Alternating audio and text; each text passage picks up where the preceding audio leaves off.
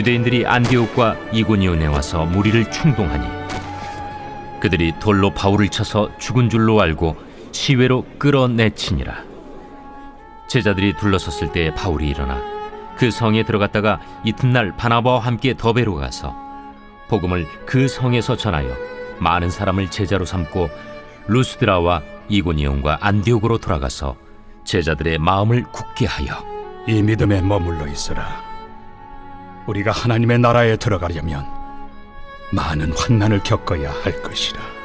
각 교회에서 장로들을 택하여 금식기도 하며 그들이 믿는 주께 그들을 위탁하고 비시디아 가운데로 지나서 밤빌리아에 이르러 말씀을 버가에서 전하고 아달리아로 내려가서 거기서 배 타고 안디옥에 이르니 이곳은 두 사도가 이룬 그 일을 위하여 전에 하나님의 은혜에 부탁하던 곳이라.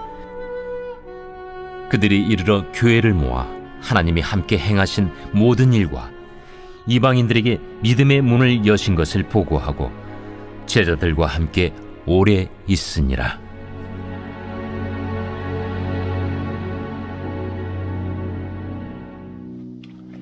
더운 날씨가 계속되고 있습니다.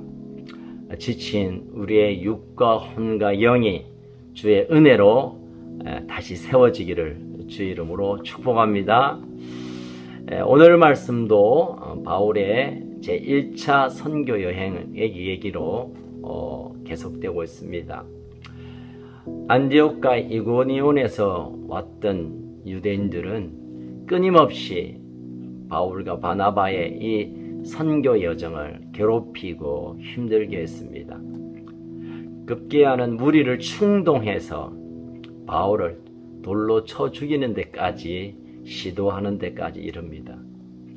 우리가 알고 있는 대로 안디옥, 이고니온 물론 핍박자들의 분위기도 있었지만 그럼에도 불구하고 바울을 존귀히 여겼던 사람들이 있었던 곳이죠. 그런데 이 유대인들, 아주 나쁜 유대인들의 꿰매 빠져서 바울을 죽이는데 참여하는 일들이 일어납니다.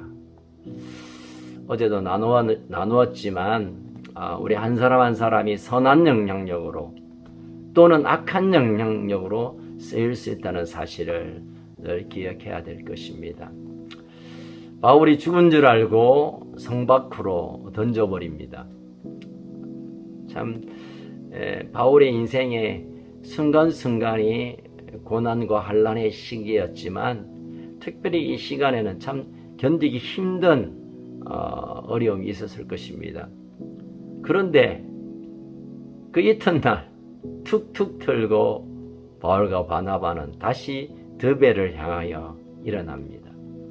저는 이 장면을 볼 때마다 사도 바울은 정말 사명에 미친 사람이구나, 사명에 자기의 목숨을 내어놓은 사람이구나 라는 생각이 듭니다. 결국 바나바와 함께 드베에 가서 복음을 전할 때 많은 사람들이 주께 돌아오고 제자로 세워집니다. 우리가 이 일정을 보면 바울은 이제 또 다른 도시에 가면 정말 죽을 것 같은 그런 위기 상황이라고 생각되겠지만 하나님께서는 이 위기를 오히려 하나님의 역사를 나타내는 기회로 삼으셨다는 것을 우리가 보게 됩니다. 그리고 위기란 말이 위험하지만 기회가 된다라는 뜻이 있답니다. 위험하지만 그러나 사명으로 일어난 자에게 대해 그 어려움이 환난이 기회가 되고 그로 인해서 큰 열매가 맺어진다는 것입니다. 우리는 19절 20절 이 말씀을 보면서 참 사명자의 삶이 어떠해야 되는가, 바울뿐만 아니라 바나바뿐만 아니라 저와 여러분에게 하나님이 사명을 주셨는데 그 사명자의 삶을 우리가 어떻게 살아내고 있는가 한번 돌아보는 시간이 되었으면 좋겠습니다.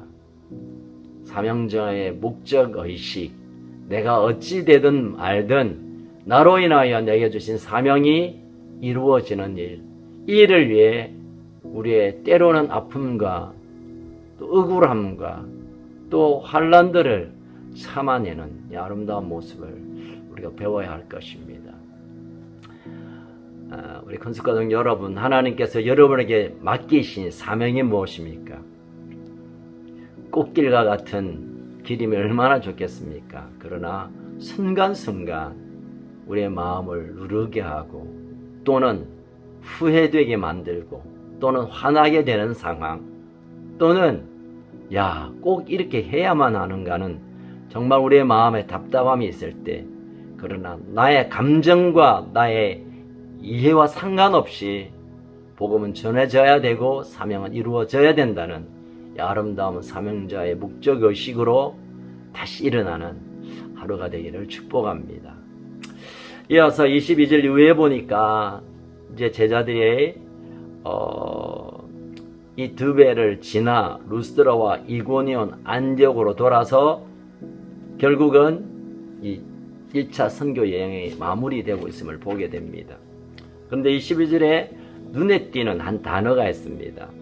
제자들의 마음을 굳게 하여 이 믿음에 머물러 있으라 권하고, 이 권한다. 한글에 권한다는 것은 뭐 부탁한다 또는 어떻게 해보십시오 라는 뜻이지만 이 권한다 파라칼렌투스라는 말은 세운다, 격려한다, 붙들어 일으킨다 이런 의미가 있습니다. 복음을 전했고 복음을 받았고 그들이 훈련을 통하여 제자가 되었다고 하면 자, 네 알아서 살아 하고 내팽개쳐 놓지 않고 끝까지 격려하고 돌보고 지키고 관심을 쏟았다는 것을 우리가 엿볼 수 있습니다. 그럼 이것이 필요합니다. 복음을 전하는 일과 또 복음으로 살아가는 우리 모든 가족들이 서로에게 대해 격려하는, 서로 권하는, 서로 세워드리고 그 아픔을 이해하고 또 돌보고 지원하는 서로의 한 몸으로서의 아름다운 의식이, 가족됨의 의식이 필요한 것이죠.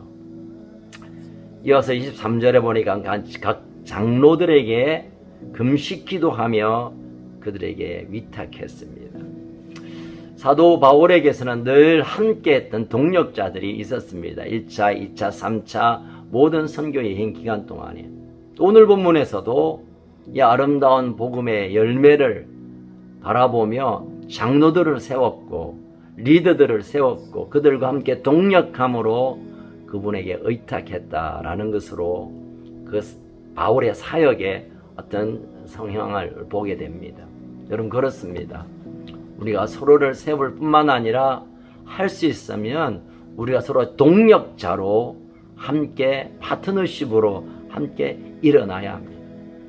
그저 내가 누구로부터 은혜를 받는 사람, 내가 어떤 사람으로부터 지도를 받는 사람에서 이제는 함께 동력하며 함께 그 일을 위탁받아 서로 세워가는 그런 은혜가 결국은 이 제자를 세우는 일에 결정적인 힘이 된다는 것입니다.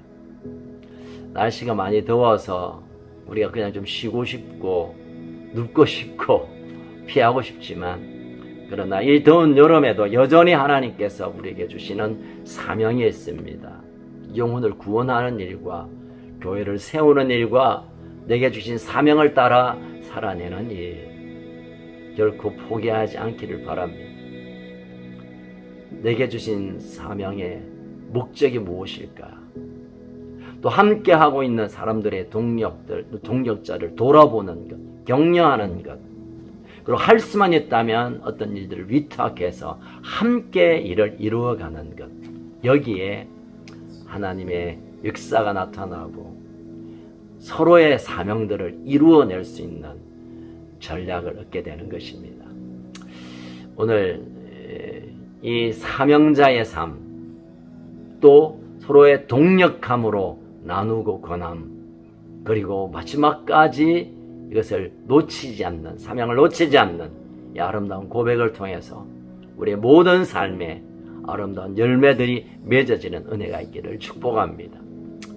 내일 또 우리가 주님 앞에 다시 우리 함께 모일 텐데 모여서 서로를 향한 사랑과 서로를 향한 격려와 서로를 향한 축복으로 온전히 하나 되는 그런 큰 은혜가 임하는 예배가 되기를 소원합니다.